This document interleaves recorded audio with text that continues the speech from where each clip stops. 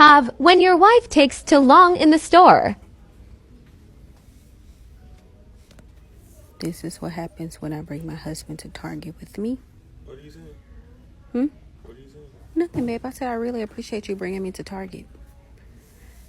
I gotta get comfortable. I love you. You drug me out the house. I drove you out the house. I can't prepare. I got my phone, headphones. I got a seat. Cause you gonna be spending a whole damn ball game for your 3 hours. I just got a little bit of stuff. You?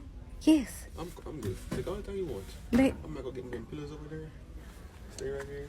This pillow, we need a pillow. Comfortable.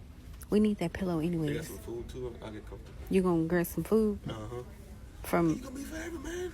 babe? We just needed to come in here and get the rod I ain't never and, seen somebody like talking that much. huh?